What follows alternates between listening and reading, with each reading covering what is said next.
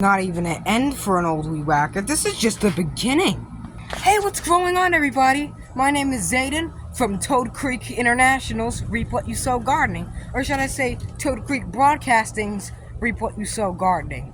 Just for like stats or something, we also own like Dish 500 Guy and JTK and all that fun stuff. But in this video, I'm going to be showing you how I transformed an old, disgusting Black & Decker whippersnapper from someone's curb into something amazing that would just mow our despicable lawn in a matter of seconds. Let's do this.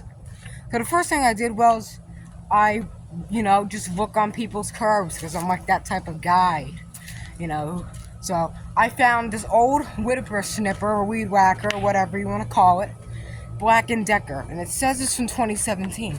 So what I do is, since I don't have a battery for it, I take it apart into 1,000 pieces. So the first thing that I did is I took all this apart and I hot wired a lamp cord for the motor head. It does have a full spool of string on it. And all I did is I hooked this to a drill battery because I don't have Black & Decker battery. You're probably saying, Zayden, why don't you buy one on the line? It's easier. Yeah, they probably had one and there's something wrong with the switch inside, so I'm not wasting my money for that. And I add this bucket for the battery that I hold in. It's just a normal 20-volt battery, and it works awesome. And sorry I have been gone for a little bit. So that's because I've been just trying to do live streams with friends and work on that Dish 500 Guy's channel a little bit more. But, yeah. So this is not my lawn before anyone starts, firing the CIA alarm saying, oh, what the heck is that? Is that a portal to hell? No. I mean, that's one way to call it. But so what I did is I saw wild porcelainberry, poison oak, poison ivy, pokeberry, everything in the sun that's a weed. And I said, you know what, this is disgusting. This is terrifying. I'm going to go ahead and keep us safe by using a whippersnapper and snipping all the way back. So what I do is I snip it all back, and it's not that perfect because I'm too lazy to move this compost tumbler. And I'll probably do this tomorrow or something, but you got to stay on top of stuff like this.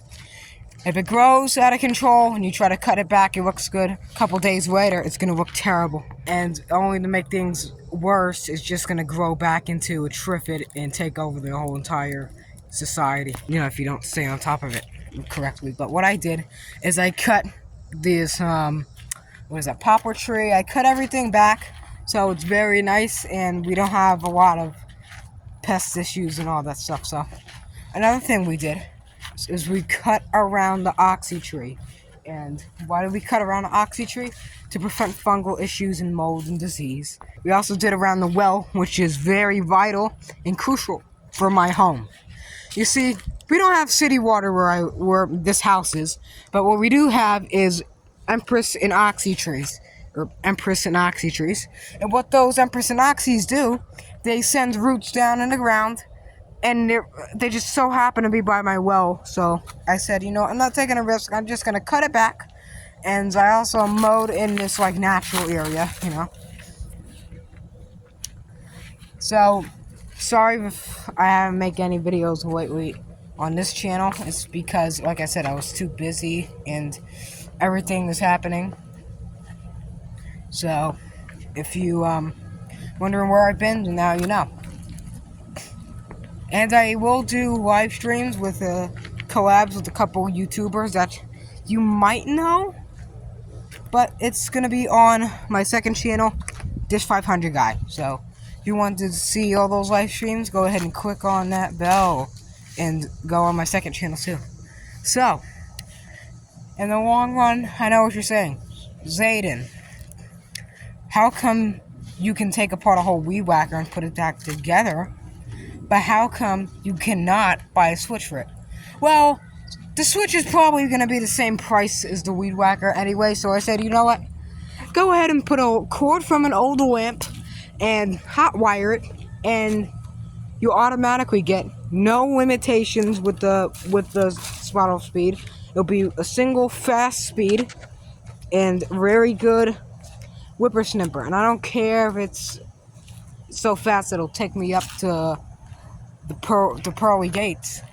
But what I do care about, if it's very slow, it won't cut good. And if it bogs down, which it doesn't, that's why I'm surprised, because Black & Decker is made in China. It's made in China now. And the old ones, I think, were made in the same place, but I don't know. I think some of them weren't.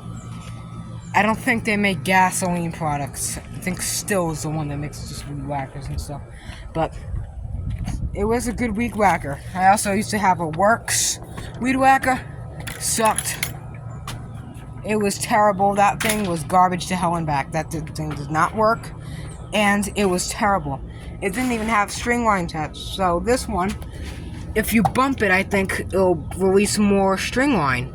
So, and the string line does need to be kind of pushed out. So you just pop these two tabs in and then pull the string out.